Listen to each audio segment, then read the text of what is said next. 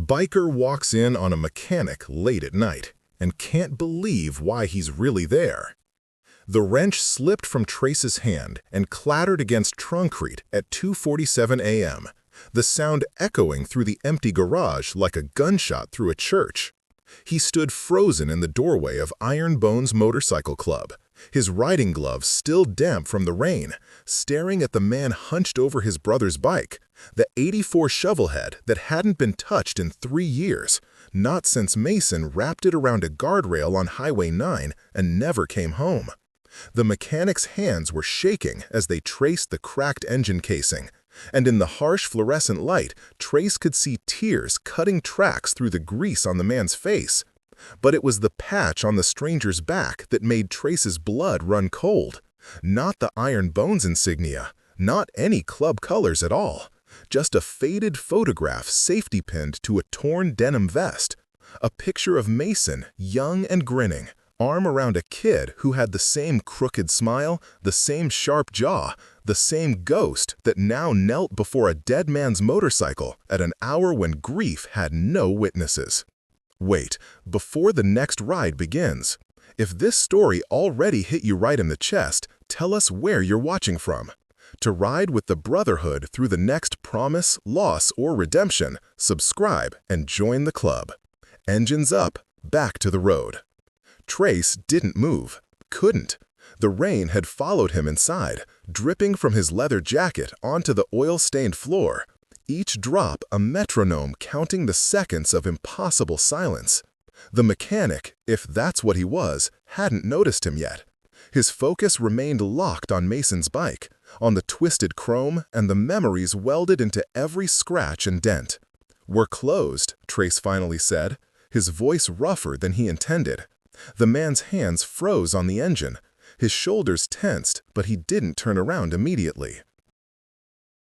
When he did, Trace saw a face that could have been carved from the same stone as his brother's, maybe 30 years old, maybe younger, but worn down by something heavier than time.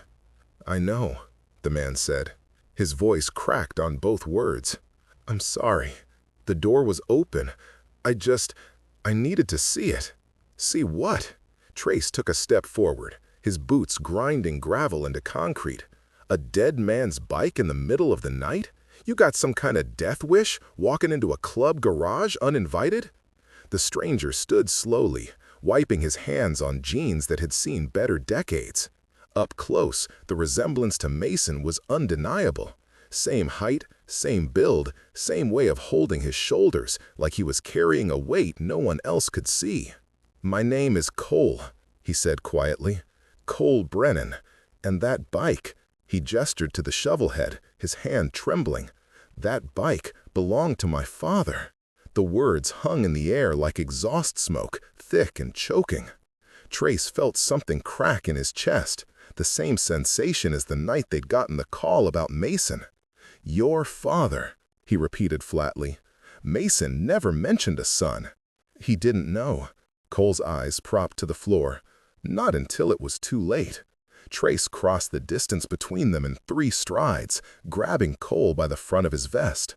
The photograph pinned there crinkled under his grip, Mason's face smiling up at him like an accusation.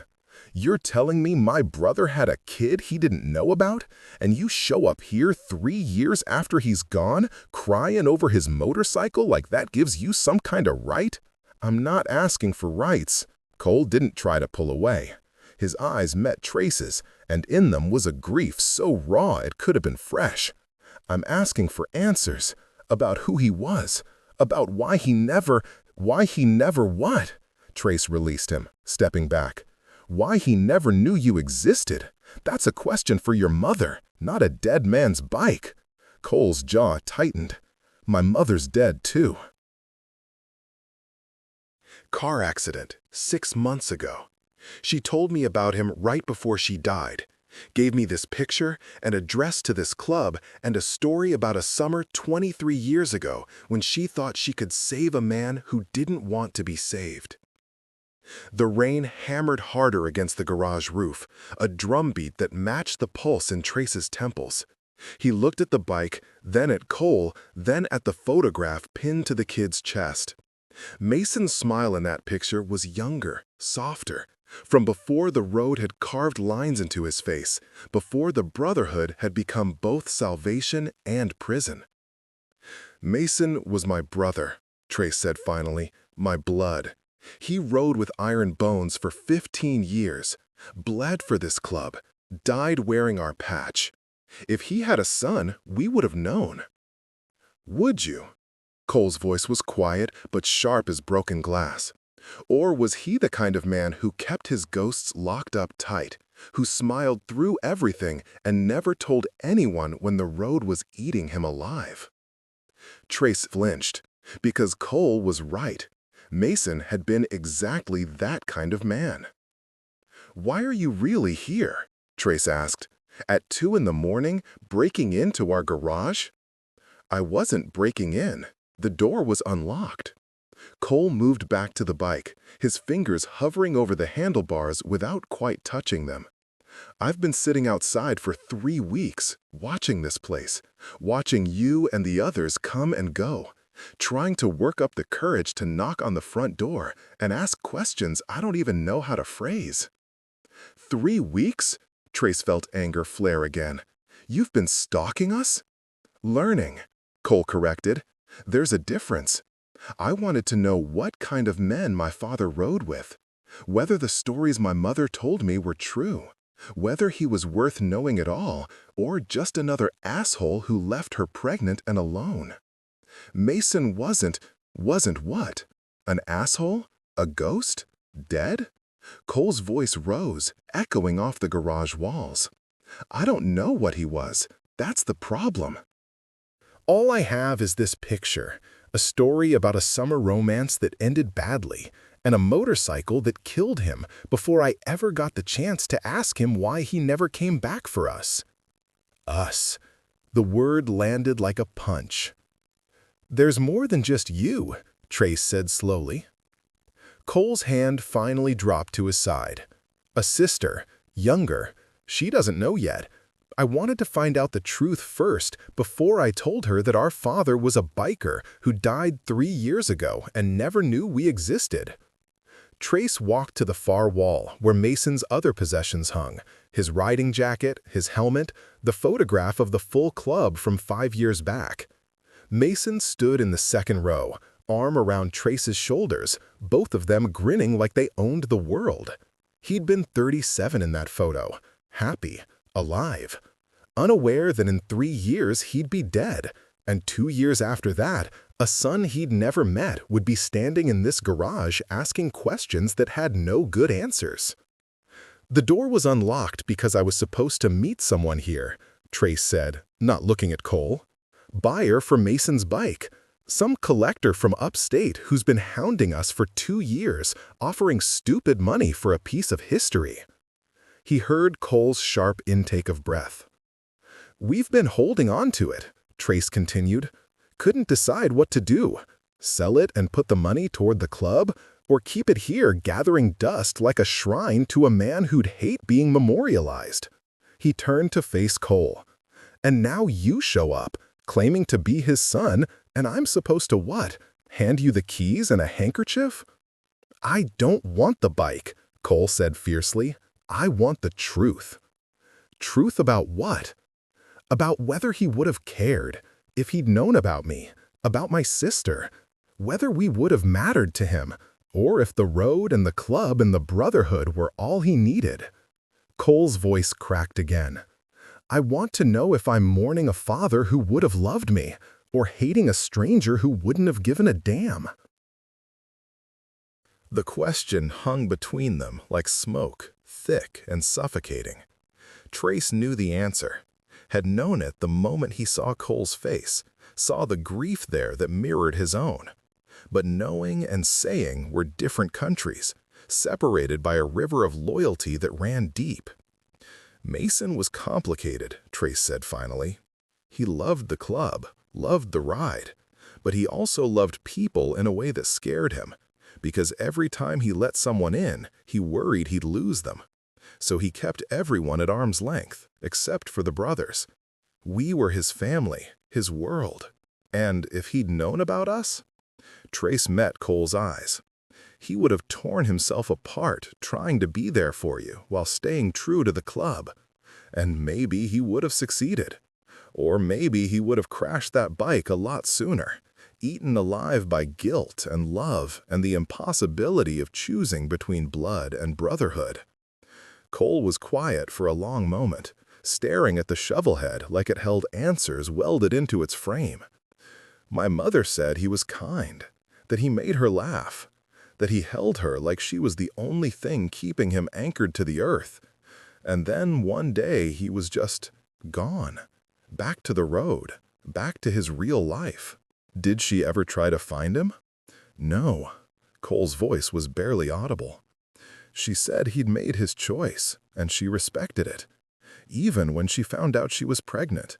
Even when I was born, and she was alone and broke and terrified. She never tried to hunt him down, never asked for child support or acknowledgement. She just let him go. That takes a special kind of strength, Trace said quietly. Or a special kind of stupid. Cole's laugh was bitter. She died still loving him, you know, still keeping his picture in her wallet, still telling us stories about the summer she met a man who rode motorcycles and looked at stars like they held the answers to everything. Trace felt something shift in his chest, a tectonic plate of grief sliding against understanding. He walked over to a workbench and grabbed 2 beers from the mini-fridge Bishop kept stocked for late-night wrench sessions. He opened both and handed one to Cole. "To complicated fathers," Trace said, raising his bottle. Cole stared at the beer, then at Trace, then clinked his bottle against Trace's.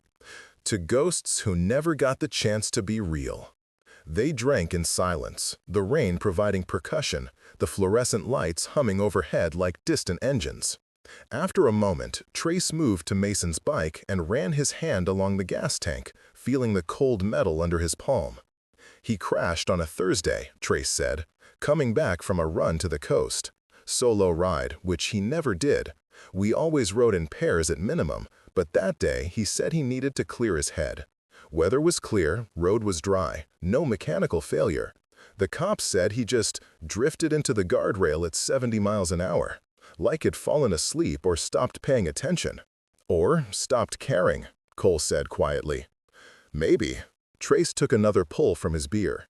"We never knew what was eating at him. He'd been quiet for months, distant. We thought maybe it was burnout, or woman trouble, or just the weight of too many miles.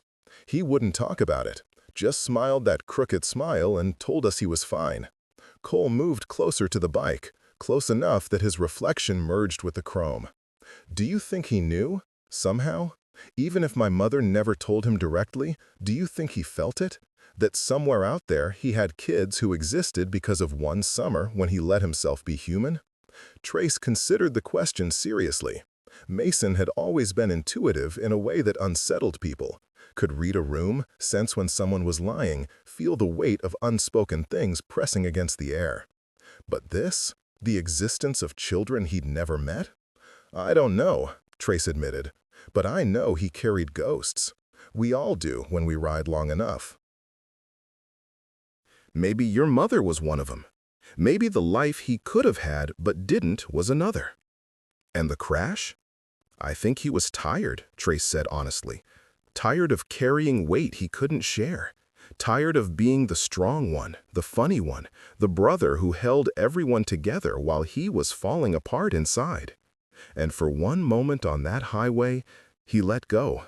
Just let go." Cole's hand finally touched the handlebar, his fingers wrapping around the grip like he was shaking hands with a ghost. "I'm glad he had you, that he wasn't alone, even if he felt that way." "He wasn't alone," Trace said, "but he was lonely. There's a difference." They stood there together, 2 men connected by a dead rider's legacy, staring at a motorcycle that had outlived its master. Outside, the rain began to ease, the storm moving on to torment other towns, other ghosts. "The buyer I mentioned," Trace said after a while, "he's supposed to be here in 15 minutes. Offered us $22,000 for the bike and everything that goes with it. Said he's got a private collection, wants to preserve the history of independent clubs before they all disappear. Cole nodded slowly. 22,000 could do a lot for a club. It could, Trace agreed. Or it could do a lot for a kid who never knew his father. Put you through school, help your sister, give you something concrete from a man who only left you questions. I told you, I don't want the bike. I'm not talking about the bike. Trace finished his beer and set the bottle on the workbench. I'm talking about what you're owed. Blood is blood, even if Mason never knew it existed. If you wanted to make a claim, contest the sale, the brothers would probably back you. Not all of them, but enough.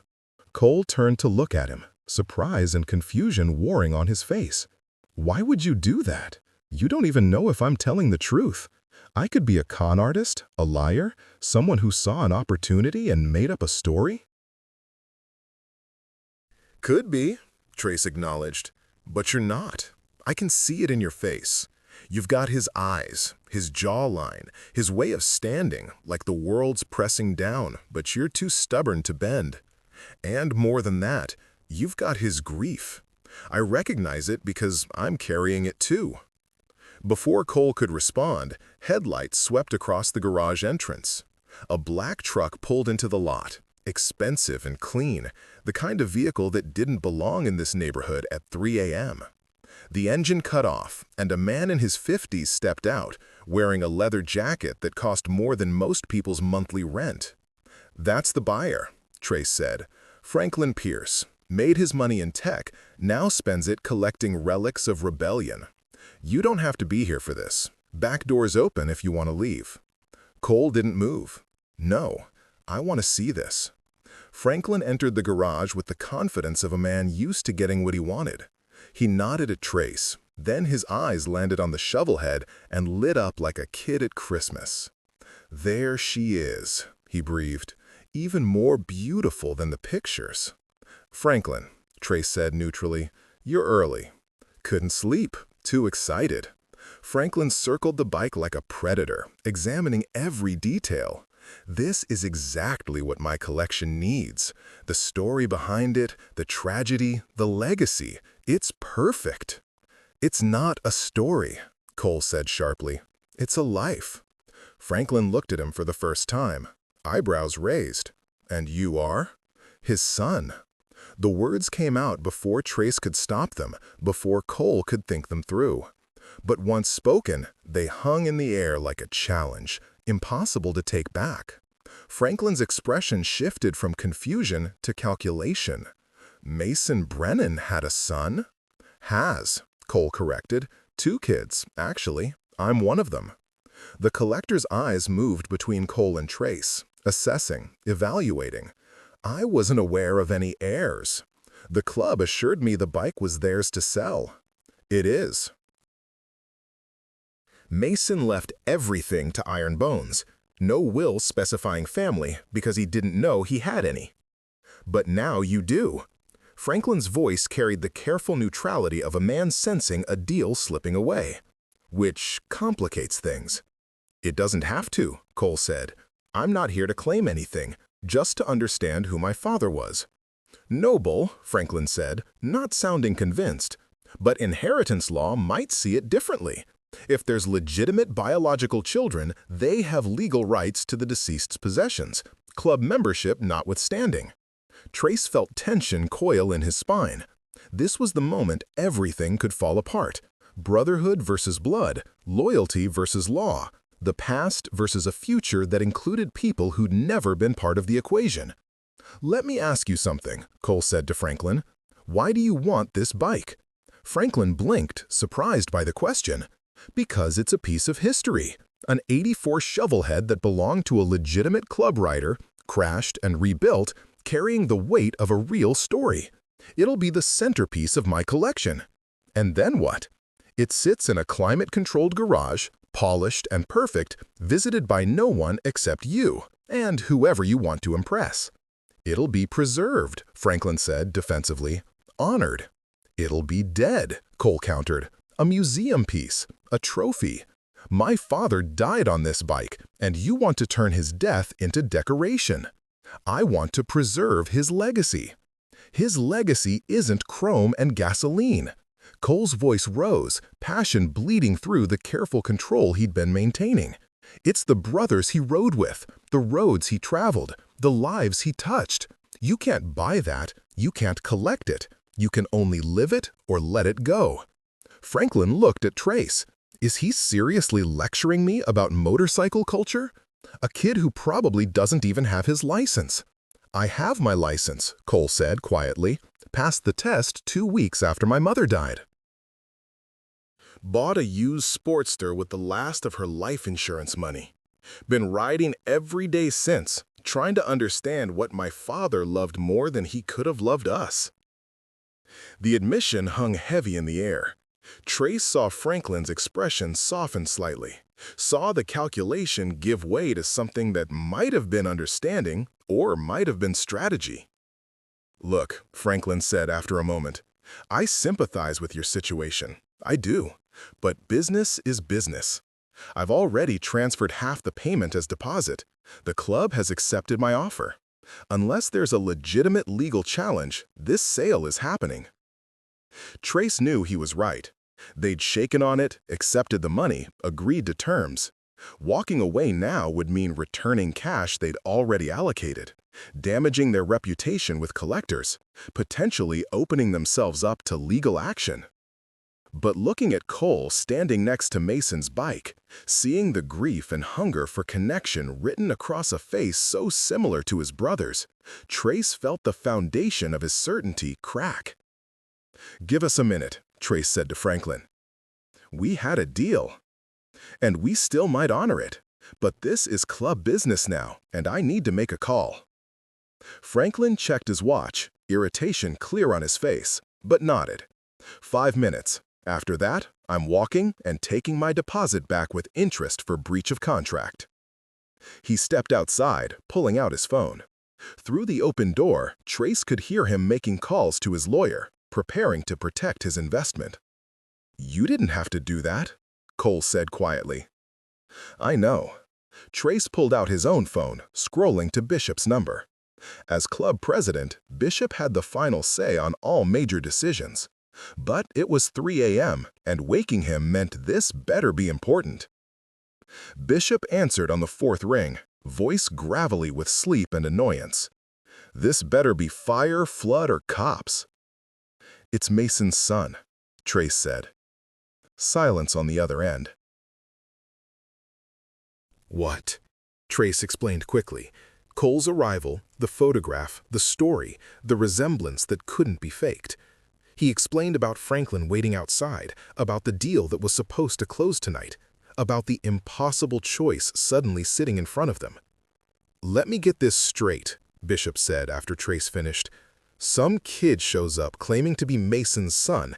You believe him based on a photograph and a sad story, and now you want to blow up a $22,000 deal because of what? Sentiment?" "Brotherhood," Trace corrected. "Mason was our brother. If he had kids, they're part of that. They're owed something. They're owed answers, maybe, not assets. Mason left everything to the club. That's the law." "Is it?" challenged. "Or is that just what's convenient? When did we start putting cash over family? When did we start calling strangers?" Bishop's voice hardened. "Look, I feel for the kid, I do. But we don't know him. Don't know if he's telling the truth, don't know what he wants beyond what he's saying. For all we know, he's working with Franklin, driving up the price, playing us." "He's not," Trace said with certainty. "How do you know?" "Because I can see Mason in his face. Because grief like that doesn't fake itself. Because he's been sitting outside our garage for 3 weeks trying to work up the courage to knock on the door. And when he finally walked in tonight, it wasn't to steal or scheme. It was to touch his father's motorcycle and cry." Another silence. Then Bishop sighed, a sound like wind through a canyon. "Put him on." Trace handed the phone to Cole, who took it hesitantly. "Hello?" Trace couldn't hear Bishop's side of the conversation, but he watched Cole's face change. Surprise, defensiveness, understanding, grief. The conversation lasted 3 minutes. And when it ended, Cole handed the phone back with shaking hands. "He wants proof," Cole said. DNA test, birth certificate, anything that proves I'm who I say I am. Standard, Trace said. What else? He wants to know what I'm really after. He thinks I'm going to sue for the bike or the deposit or whatever else I can get. Are you? Cole looked at him with exhausted honesty. I don't know what I'm after. I came here hoping to find a piece of my father, some evidence that he existed beyond a photograph in my mother's stories. I didn't think about money or motorcycles or legal claims. I just wanted connection, proof that I came from somewhere, from someone real. Trace took the phone back. Bishop? Yeah, your call. Bishop was quiet for a long moment, thinking, weighing, calculating. Finally, tell Franklin the deal's on hold. Tell him we need 2 weeks to sort out potential inheritance claims. If he walks, he walks. We'll find another buyer. And the deposit? Keep it in escrow. Tell him we're not backing out, just pausing. If he wants the bike, he'll wait. If he doesn't, we'll return his money minus administrative costs and move on. And Cole? Bring him to church Sunday morning, 10 a.m. sharp, full attendance mandatory. We'll hear his story, see his proof, and decide as a club what happens next. If he's Mason's son, we honor that. If he's not, we kick him out and never speak of this again. Fair enough? Trace? Yeah? You're putting a lot of faith in a stranger. I hope it's not misplaced. It's not, Trace said, and ended the call. He walked to the door where Franklin was still on his phone, making angry gestures at the night. Franklin? The collector turned, expectation and irritation warring on his face. Deal's on hold, Trace said. 2 weeks. Potential inheritance claim needs to be resolved before we can proceed with the sale. Franklin's face went red. That's unacceptable. We had an agreement. And we still do, just delayed. You'll get your bike, assuming the claim doesn't hold water. If it does, we'll return your deposit in full. Assuming? Franklin's voice rose. I've been waiting 2 years for this bike, paid a premium specifically to avoid this kind of complication, and now you're telling me I have to wait because some kid showed up with a sob story? I'm telling you that we're doing our due diligence, Trace said firmly. 2 weeks. If that's not acceptable, we'll refund your deposit and part ways. Franklin stared at him, calculating. Finally, he jabbed a finger at Trace's chest. 2 weeks, not a day longer. And if this is some scheme to squeeze more money out of me, I'll bury this club in legal fees until there's nothing left but rust and regret. Noted, Trace said flatly. Franklin stormed to his truck, engine roaring to life, tires squealing as he peeled out of the lot. The sound faded into the distance, leaving only the rain and the fluorescent hum. Trace walked back into the garage, where Cole stood frozen, clearly having heard everything. Sunday morning, Trace said, 10 a.m. Bring proof. And if I can't prove it, Cole asked, then you walk away, and we never speak again. Cole nodded slowly. Fair enough. Can I ask you something? Sure. Why are you doing this? Risking a sale, pissing off a buyer, putting the club in a difficult position. All for someone you just met who might be lying.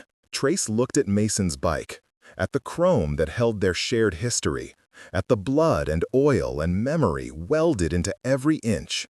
Because Mason was my brother. And if he has kids out there, kids who never got the chance to know him, then they deserve better than being erased for convenience. They deserve the truth, even if it's painful. Even if it's complicated. And if the truth is that he wouldn't have cared about us, then you deserve to know that too, Trace said quietly. But I don't think that's the truth. I think Mason cared about everything, too much, felt everything too deeply, until he couldn't hold on anymore, even if it's painful. If he'd known about you, it might have killed him faster. Or it might have saved him. We'll never know. but you deserve the chance to find out what kind of man your father was, not just what kind of ghost he left behind." Cole's eyes were wet. He wiped at them roughly, embarrassed. "Thank you." "Don't thank me yet. Sunday's church won't be easy. The brothers loved Mason, and some of them won't take kindly to someone showing up years later claiming blood. You'll have to prove yourself, answer hard questions, maybe face down anger and suspicion. I can handle it. I hope so. Because once you walk through those doors and make your claim, there's no going back. You'll be part of this story forever, for better or worse." Cole looked at the bike one last time, his hand resting on the seat where Mason used to sit, feeling the ghost of a father he'd never known. "I've been part of this story my whole life," he said quietly. "I just didn't know it until now." Trace pulled out a business card and scribbled an address on the back. "That's where we meet. Come alone." "And Cole?" "Yeah?" "Bring that photograph, the one on your vest. The brothers need to see Mason the way your mother saw him, before the road took everything else away." Cole unpinned the photograph carefully, holding it like it might shatter. In the picture, Mason looked impossibly young, his smile bright and unguarded, his arm around a woman who must have been Cole's mother, pretty, laughing, alive with possibility. Behind them, a sunset painted the sky in shades of amber and rose. "Where was this taken?" Trace asked. "I don't know," Cole admitted. "She never told me, just said it was the best summer of her life, right before everything ended." Trace studied the photograph, trying to match the Mason in the picture with the Mason he'd known. The road-worn veteran, the quiet warrior, the brother who died alone on a highway with no one to witness his last breath. They seemed like different men, separated by decades and choices, connected only by the thread of DNA and the ghost of what could have been. "Sunday," Trace said again. "Don't be late." Cole nodded and walked toward the door, then paused. "What will you tell them? The club?" "The truth, that Mason's past showed up asking questions we can't ignore, that blood demands answers, even when those answers hurt, that we owe it to our brother to at least find out if his legacy includes more than just memories and motorcycles.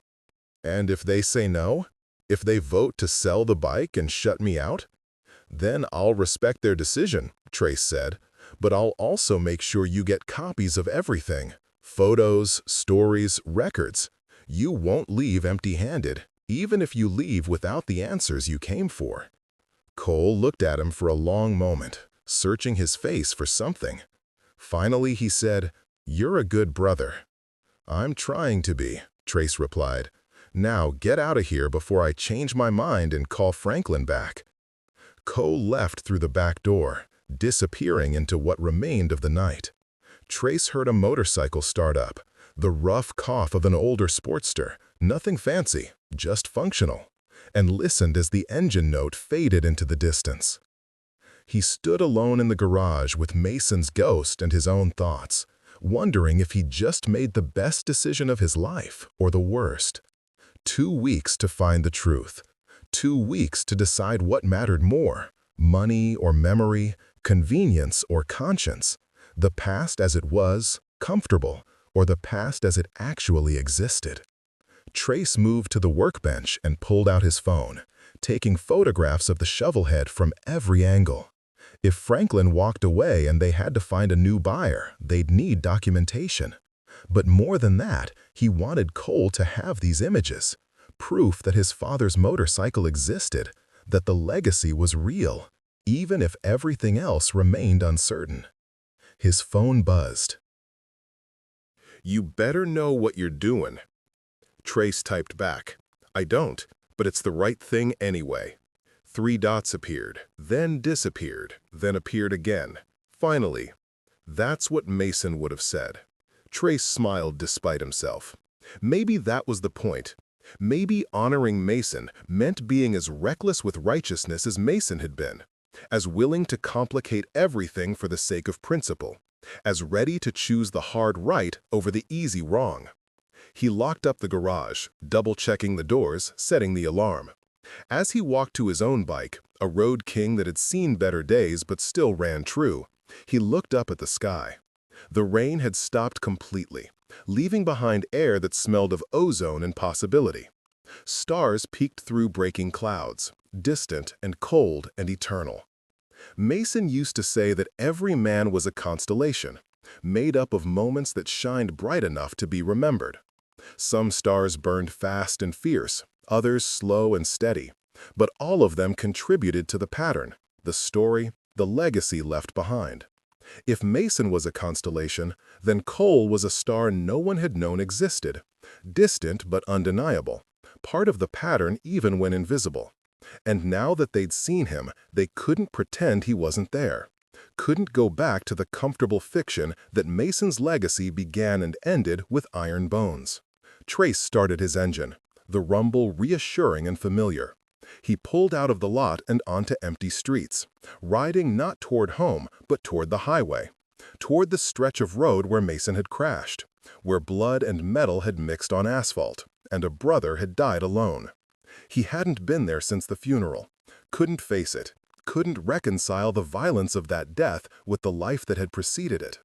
But tonight, with Cole's questions echoing in his mind and the weight of Sunday's church pressing against his chest, he needed to see it. Needed to stand where Mason had fallen and task the ghosts what they knew. The ride took 20 minutes. The highway was empty at this hour, just Trace and the white lines and the memory of another rider who'd taken this same path and never made it home. He found the place easily. The guardrail had been replaced, but you could still see the scoring on the pavement, the faint outline where metal had scraped and sparked and finally stopped. Trace pulled over, killed his engine, and sat in silence. Cars passed occasionally, their headlights briefly illuminating the scene before moving on, indifferent to the history written in skid marks and shadows. "You stupid bastard," Trace said to the empty air. "You couldn't just talk to us? Couldn't let us help carry whatever was eating you alive?" No answer came. Just wind and distance and the hum of electricity from power lines overhead. "You've got a son," Trace continued. "Maybe two. Kids who never knew you, who grew up with your absence instead of your presence. And I don't know if telling them the truth is a kindness or a cruelty, but I'm going to try. Because you would have wanted them to know you were real, that you mattered, that you were more than just a ghost in their mother's wallet." A semi roared past, air brakes hissing, shaking the ground. Trace waited for it to pass before speaking again. "Sunday's gonna be rough. The brothers are going to ask questions I can't answer. They're gonna want proof I don't have. And there's a real chance this whole thing blows up in our faces, that Cole turns out to be a con artist or a dreamer, that we lose the sale and gain nothing but complications." He looked down at the pavement, at the marks that were already fading, that in another year would be invisible, erased by time and traffic. "But if he's real, Mason, if he's your blood, then he deserves to know you weren't just the legend we built after you died. He deserves to know you were human, flawed, afraid, and still worth knowing, still worth mourning, still worth more than $22,000 and a collector's glass case." Trace stood, his knees cracking, his body reminding him that he wasn't young anymore, that the road was slowly claiming him too, 1 mile at a time. He walked to the guardrail and placed his hand on the cold metal, feeling the chill seep through his palm. "Rest easy, brother," he said quietly. "We'll figure this out, and if your kids need us, we'll be there. That's what family does, what brotherhood means. You taught me that." He returned to his bike, started the engine, and rode back toward town as the sky began to lighten in the east. Dawn was coming, inevitable and indifferent, bringing with it a Sunday that would change everything or nothing, depending on what truth decided to reveal itself. Sunday morning arrived cold and bright, the kind of day that made everything look sharp-edged and unforgiving. Trace arrived at the clubhouse early, wanting to prepare the brothers before Cole showed up. The building was an old warehouse they'd converted years back, all exposed brick and scarred wood, decorated with club memorabilia and photographs of brothers who'd moved on, or passed on. Bishop was already there, making coffee in the kitchen. He looked up when Trace entered, his expression neutral but assessing. "You ready for this?" Bishop asked. "No," Trace said honestly, "but we're doing it anyway. The brothers are going to have opinions. I know. Some of those opinions will be loud. I know that too." Bishop poured 2 mugs and handed one to Trace. "I looked into that collector, Franklin Pierce. He's legit, made millions in software, now runs a private museum out of his estate in Connecticut, specializes in American motorcycle culture, particularly independent clubs. He's had journalists write about his collection, curators from real museums consult with him." If we burn this bridge, we're not getting another buyer at that price point. Worth it, Trace said. Is it? We were going to use that money to repair the roof, upgrade the security system, put some aside for Red's medical bills now that his cancer's back. $22,000 does a lot of good for living brothers. And what does it do for Mason's legacy if we sell his bike without even checking to see if he has kids who should inherit it? Bishop sipped his coffee, eyes distant. You really think this Cole kid is the real deal? I saw the photograph, Bishop. I saw Mason's face in his face. Either he's genuine or he's got access to technology that makes him the best con artist in history. We'll see. Bishop checked his watch. Church starts in 30 minutes. The brothers are already gathering. You know Diesel and Hawk are going to fight this hard. Let them fight. Democracy in action. Democracy can be ugly. So can ignoring blood because it's inconvenient. Bishop smiled slightly. You sound like Mason.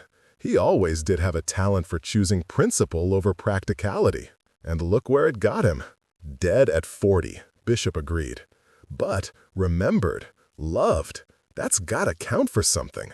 The clubhouse began filling up as brothers arrived. 19 members total, ranging from prospects in their early 20s to veterans in their 60s. They gathered in the main room, a large space dominated by a rough wooden table scarred with initials and coffee rings, surrounded by mismatched chairs salvaged from various closed businesses. Trace recognized the energy immediately. Curiosity mixed with suspicion, loyalty flavored with resentment. They'd all loved Mason, but they also loved the club, and anything that threatened the club's stability or finances was treated with extreme caution.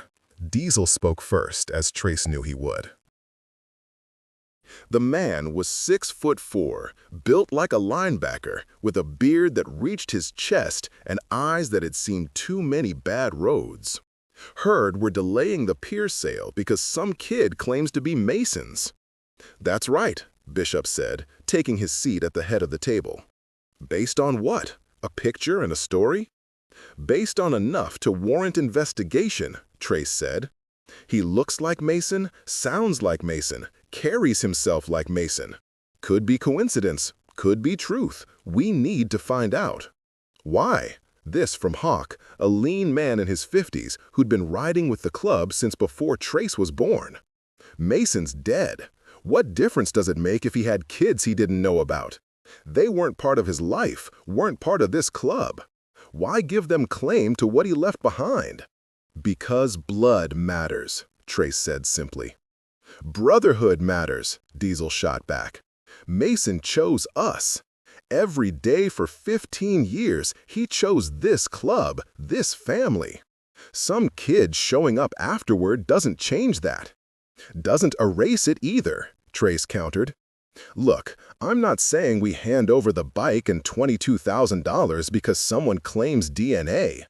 I'm saying we verify the claim, find out the truth, and then make a decision based on facts instead of convenience. Convenience? Hawk's voice rose. This is about principle. Mason rode with us, bled with us, died wearing our patch. That means something. That means his legacy belongs to the club, not to strangers who never knew him. And if those strangers are his children, Trace challenged, if there's a son and daughter out there who grew up without a father because Mason never knew they existed, what does the patch mean then? That brotherhood is only convenient when it doesn't cost us anything? The room erupted in arguments, brothers shouting over each other.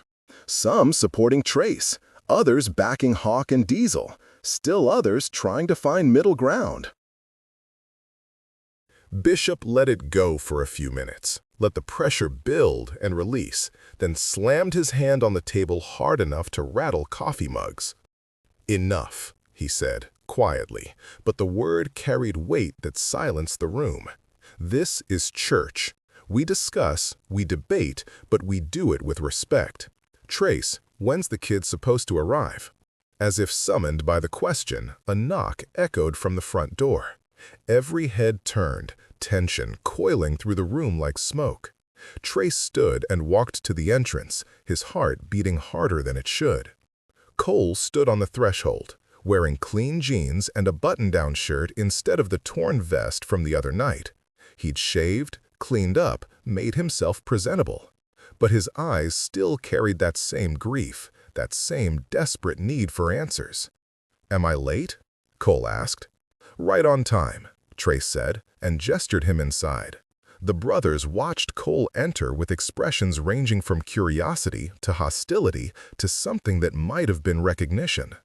Cole clutched a manila folder against his chest like a shield, his knuckles white with pressure.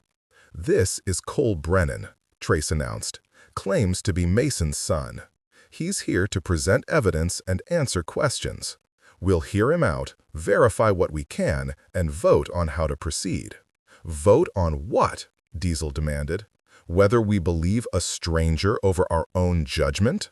Whether we honor Mason's legacy in full, or just the parts that are comfortable?" Trace shot back.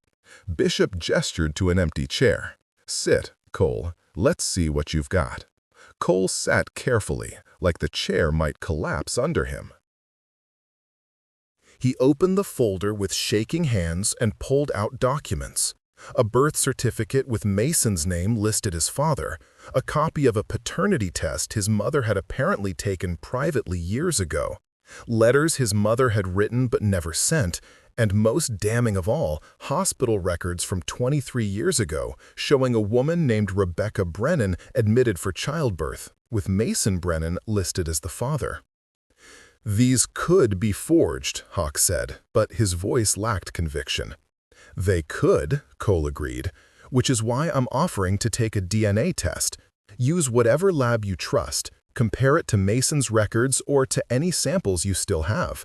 I'll pay for it myself if needed." "We still have Mason's hairbrush," Bishop said quietly. "Never got around to cleaning out his locker. Should have enough for a DNA comparison."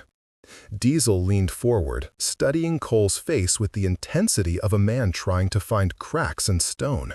"Say you are Mason's kid. Say all this is real. What do you want? The bike? The money? An inheritance you never earned?" "Answers," Cole said. "I want to know who my father was beyond the stories my mother told me. I want to know if he was happy here, if he found the family he needed, if the road gave him something worth dying for." "And if the answer is yes," Hawk pressed, "if we tell you Mason was happy, that he loved the brotherhood more than anything else in the world, that he wouldn't have traded this life for anything?" Cole's jaw tightened. "Then I'll know. And I'll grieve what could have been, but I'll also be grateful that he found something real, even if it wasn't with us." "Us?" Diesel's eyes narrowed. "There's more than just you. A sister, 17, still in high school. She doesn't know about Mason yet. I wanted to find out the truth first, before I told her that our father died 3 years ago, and we never got the chance to meet him." The room fell silent. The weight of that statement, a sister, A teenage girl who'd grown up without knowing her father existed, settled over the brothers like snow, cold and heavy and impossible to ignore. "What's her name?" Bishop asked softly. Riley Brennan." Cole pulled out another photograph, this one recent, showing a young woman with Mason's eyes and his mother's smile. "She's smart, wants to be a veterinarian. She's never been on a motorcycle, never even thought about the road, because our mother kept that part of her past locked away. But she deserves to know where she comes from, who she comes from." Bishop took the photograph and studied it for a long moment, then passed it around the table. Trace watched as each brother looked at Riley's face, saw the recognition there, saw Mason's ghost staring back at them from a future he'd never gotten to see. "DNA test," Bishop said finally. "We send samples to a lab, get definitive proof. If Cole is Mason's son, we honor that. If he's not, this conversation ends." "And if he is?" Diesel demanded. "What does that mean for the bike, the sale, the club?" "Then we figure it out together," Bishop said. "But we do it right. We do it the way Mason would have wanted, with honesty, even when honesty hurts." The vote was called. Most brothers supported the DNA test. A few abstained. Only Diesel and 2 others voted against. It was enough to proceed.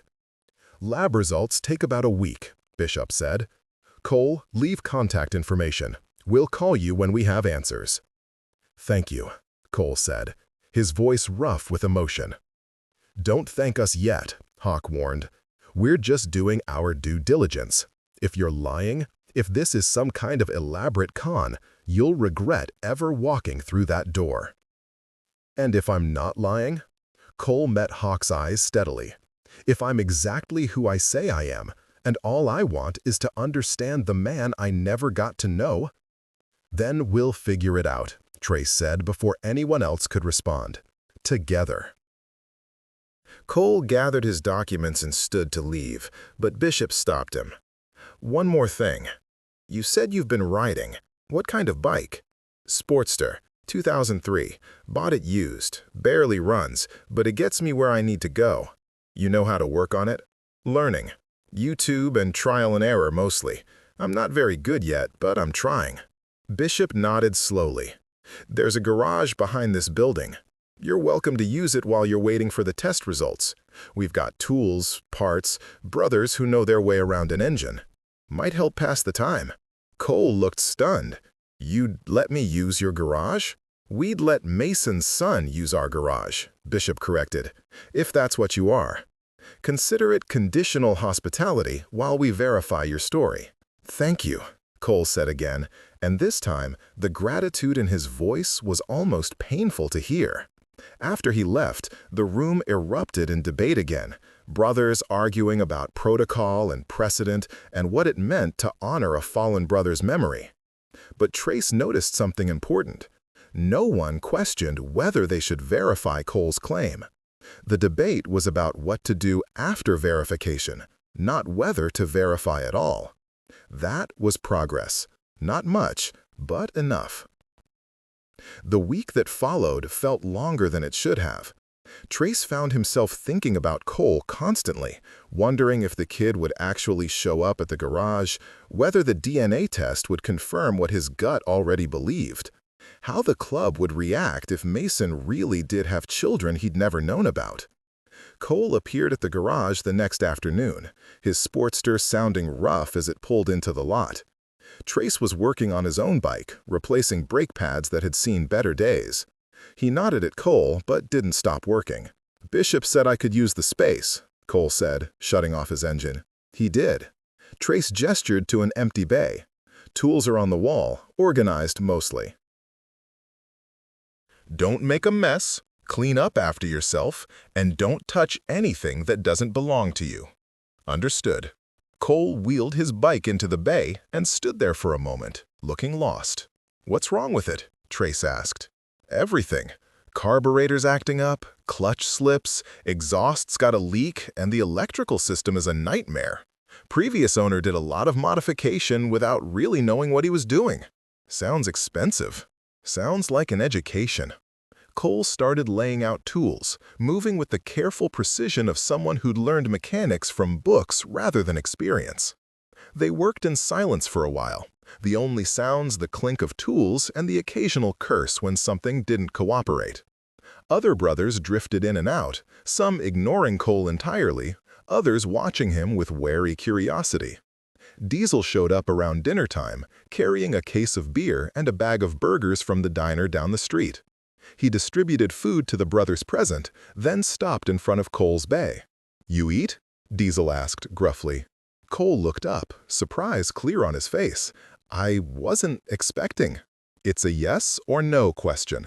"Yes, I eat." Diesel tossed him a burger and a beer. "Don't read too much into it. We feed people who work in our garage. It's policy, not friendship." "Understood," Cole said, but Trace saw the small smile tugging at his lips. They ate together, not quite a group, not quite individuals, but something in between. The conversation stayed surface level. Bikes, weather, road conditions, nothing personal. But it was a start. "Your mother," Diesel said suddenly, breaking the unspoken rule about personal topics. "She never tried to contact Mason after she found out she was pregnant?" Cole shook his head. "She said he'd made his choice clear, that he'd left without looking back, and she respected that." "Noble," Diesel said, the word carrying layers of meaning. Or stupid. Maybe both, Cole agreed. But it was her choice. She raised us alone, worked 2 jobs, made sure we had what we needed. She never badmouthed Mason, never painted him as a villain. Just said he was a man who loved the road more than he could love staying still, and that was okay. Some people are meant to wander.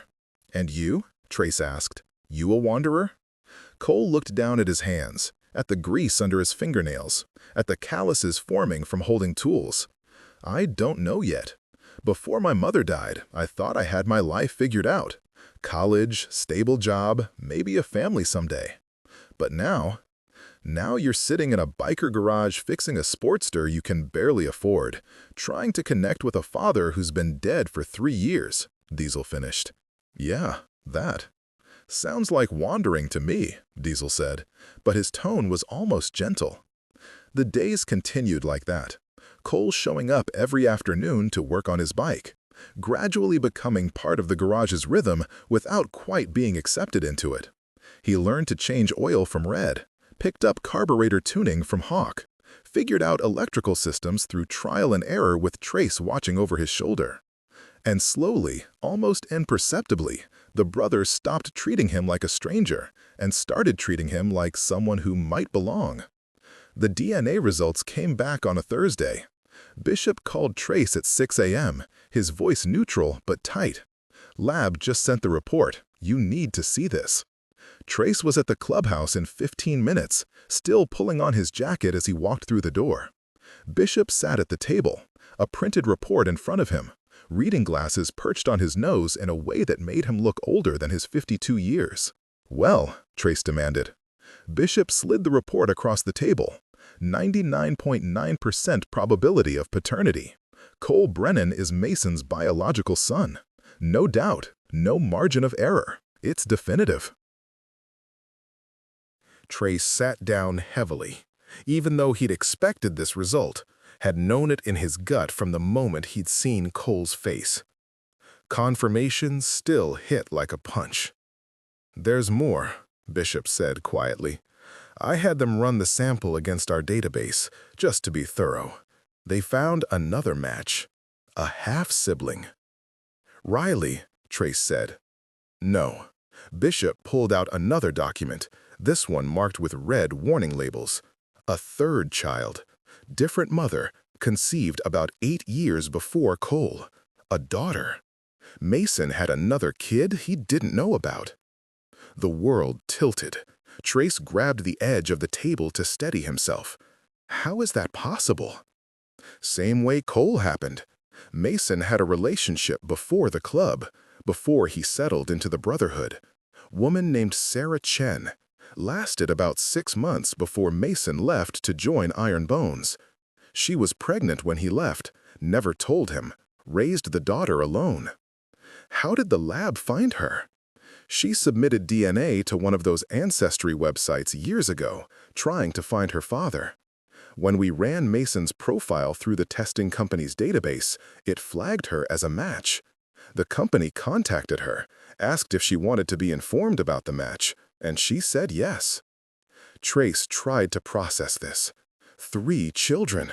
3 kids Mason had never known about, scattered across 2 decades, all growing up without him, all wondering who their father was. Her name's Elena, Bishop continued. She's 31, lives in Oregon, works as a social worker. I spoke with her this morning. She's been searching for Mason for years, hoping to find answers before it was too late. Finding out he died 3 years ago. We need to tell Cole, Trace said. We need to tell all of them. Elena, Cole, Riley. They deserve to know about each other. And the club? How do we tell the brothers that Mason didn't have 1 secret child, but 3? Bishop removed his glasses and rubbed his eyes. Carefully. Very carefully. Because this changes everything. This isn't just about a motorcycle anymore. This is about legacy, about responsibility, about what it means to honor a brother who left behind more than we ever knew. And Franklin Pierce? Fuck Franklin Pierce, Bishop said, surprising Trace with the vehemence. The man can wait. This is bigger than a sale, bigger than money. Mason has 3 children who never knew him, and we're the only connection they have left to who he was. We owe them the truth, all of it, no matter how complicated it gets. Trace felt something ease in his chest, a tension he'd been carrying since Cole first walked into the garage. You're a good man, Bishop. I'm trying to be the kind of man Mason was, Bishop said quietly, before the road and the secrets and the weight of everything broke him. He was good, Trace, fundamentally good. He just didn't know how to let anyone help carry the load. So we carry it for him now. Yeah, that's exactly what we do. The emergency church meeting that evening was tense, brothers filing in with expressions ranging from confused to angry to resigned. Bishop laid out the situation clearly. DNA confirmed Cole was Mason's son, but also revealed 2 more children, Elena and Riley. 3 kids total, all from different mothers, all unaware of each other's existence. The room exploded. This is a mess, Diesel said, his voice cutting through the chaos. A complete disaster. How are we supposed to navigate this?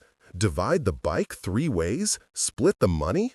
Hold hands and sing Kumbaya while Mason's entire secret life comes crashing down around us? We navigate it with honesty, Bishop said firmly.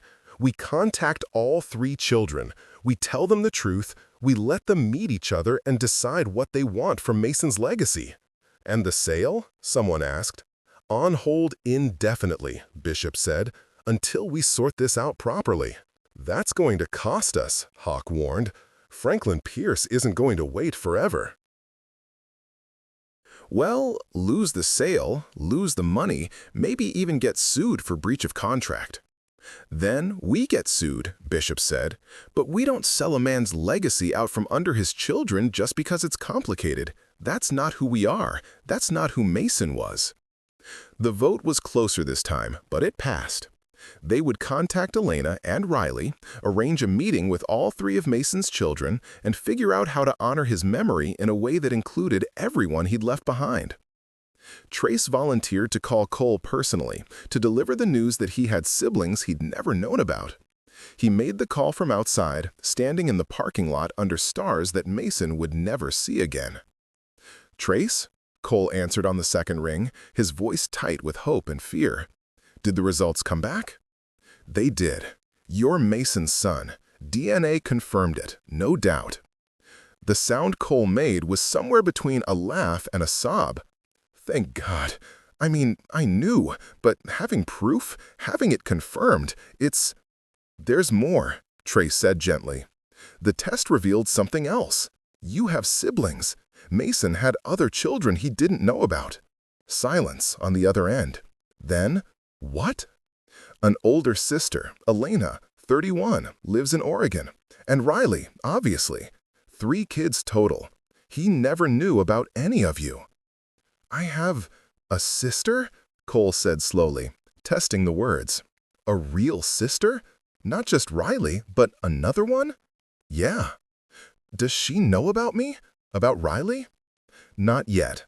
We're arranging for all 3 of you to meet, to talk, to share stories, to figure out how you want to honor Mason's memory together. Cole was quiet for a long time.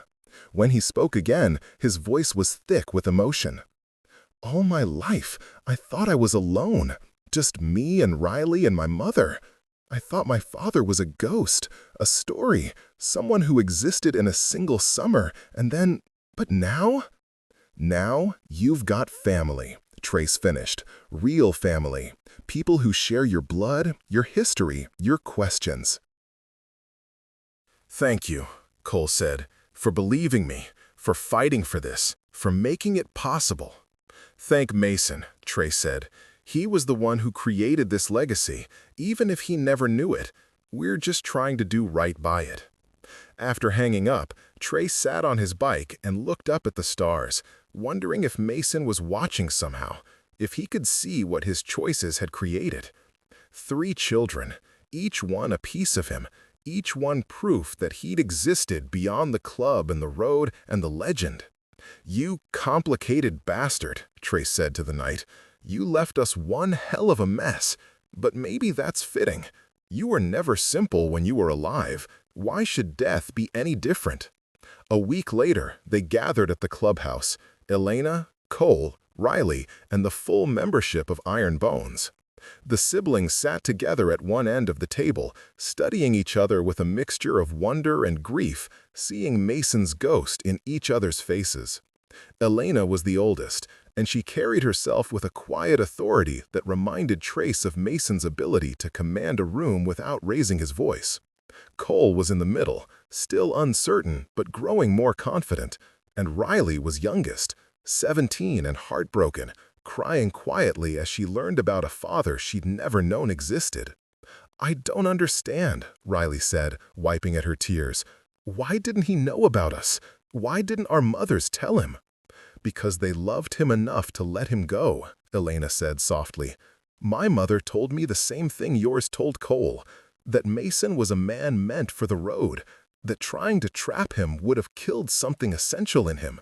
So they let him leave, and they raised us alone, and they never regretted it. But we regret it, Riley said fiercely. We should have known him. He should have known us. It's not fair. No, Trace agreed. It's not fair. Life rarely is, but you're here now, and you've got each other, and you've got the Brotherhood willing to help you understand who your father was. Over the next hours, the brothers shared stories. Mason's humor, his loyalty, his quiet strength, his tendency to carry everyone else's burdens while pretending he had none of his own.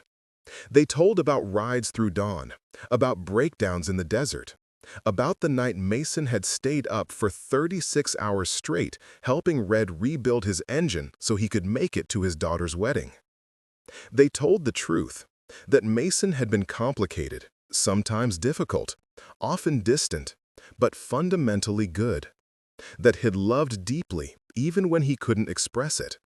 That he'd died alone, but he'd lived surrounded by brothers who'd have taken a bullet for him. And slowly, the 3 siblings began to see their father not as a ghost, but as a man, flawed, real, worth knowing. What about the bike? Cole asked eventually. The shovelhead.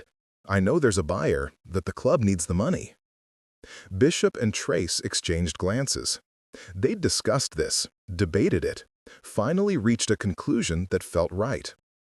The bike stays with the club, Bishop said, but not to sell. We're keeping it here as a memorial, a reminder of who Mason was. The 3 of you are welcome to visit it any time, to sit with it, to feel close to him through the machine he loved.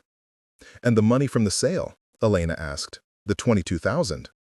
We're not selling to Franklin Pierce, Trace said. But we are selling other items from Mason's estate. His tools, his spare parts, some personal effects. The money from those sales will be divided 3 ways, between you 3. It won't be 22,000, but it'll be something, a legacy you can use. Riley shook her head. We don't want money. We want to know him. Then come back, Bishop said simply. Come back as often as you want. Work in the garage, ride with the brothers, listen to the stories. You're Mason's children, which makes you family. Not club members, but family. And family is always welcome. The 3 siblings looked at each other, communicating something wordless. Then Elena spoke for all of them. We'd like that. We'd like that very much. As the meeting wound down and brothers began to disperse, Trace found himself standing next to the shovelhead with Cole, both of them staring at the machine that had started everything. I thought finding out about my father would give me closure, Cole said quietly, but it just opened up more questions. That's what legacy does, Trace said. It complicates things, makes you realize that people are bigger than any single story, that truth is messier than fiction, that the dead are more real and more complicated than the myths we build around them. Do you think he would have been happy, Cole asked, to know about us? Trace considered the question seriously, thinking about Mason's smile, his silences, the weight he'd carried. I think it would have torn him apart, he said honestly, knowing he had children he couldn't be there for, couldn't raise, couldn't protect. I think it might have killed him faster than the road did. But I also think, in his final moments, if he'd known you all existed, he would have died grateful. Because you're proof that he mattered beyond the brotherhood, that his life created something that outlasted the miles and the machines. That's a sad kind of gratitude. Most gratitude is sad when you look at it closely, Trace said, because it's born from absence, from loss, from the gap between what was and what could have been. But it's real, and it matters, and it's all we've got. Cole reached out and touched the bike's handlebars, the same gesture he'd made that first night when Trace had found him in the garage. Thank you, he said, for everything, for believing me, for fighting for this, for helping us find each other. Thank Mason, Trace said again. All we did was honor his legacy the best way we knew how. And the Brotherhood? Will they accept us? Really accept us? Some will, some won't, Trace said honestly. Deisel's coming around. Bishop already has. Hawk might never quite get there. But that's okay. Family isn't about unanimous approval. It's about showing up anyway, even when it's complicated, even when it's hard. I can do that, Cole said. We all can. As Cole left to find his sisters, Trace stayed with the bike, running his hand along the chrome, feeling the cold metal warm under his palm. Outside, he could hear the sound of motorcycles starting up, brothers heading home after a long night of truth-telling and memory. Mason's shovelhead would stay here, Trace decided. Not sold, not stored, but present. A reminder that every rider left behind more than just miles. That legacy was measured in the lives touched, the stories told, the family claimed even when unknown. The garage lights flickered, ready to shut off for the night. Trace gave the bike one last pat, then walked outside where his own Road King waited. As he started the engine and pulled out into the night, he thought about Mason riding these same streets, carrying secrets that had outlived him, creating a legacy more complex and beautiful than any club patch or road legend. 3 kids, 3 strangers who were now family. 3 lives forever changed by a man who died not knowing they existed. Maybe that was the truest thing about motorcycles and brotherhood and legacy. You never really knew what you'd left behind until someone came looking for it years later. You just rode, loved, lived, and hoped that when the engine finally stopped, you'd created something worth remembering. Trace rode home through empty streets, the wind cold against his face. Mason's ghost riding beside him like it always had, like it always would. And somewhere behind him, 3 siblings were learning what it meant to be part of a brotherhood that extended beyond blood, beyond death, beyond the easy stories people told themselves about the dead. They'd be okay, Trace thought, all of them, because they had each other now, and they had the truth, and they had a garage full of brothers willing to share the man they'd lost with the children he'd never known. That was enough. It had to be. The road stretched out ahead, endless and dark and full of possibility. Trace opened the throttle and rode into it, carrying Mason's memory forward 1 mile at a time, until the night swallowed him whole, and all that remained was the sound of an engine and the promise of dawn breaking somewhere beyond the horizon.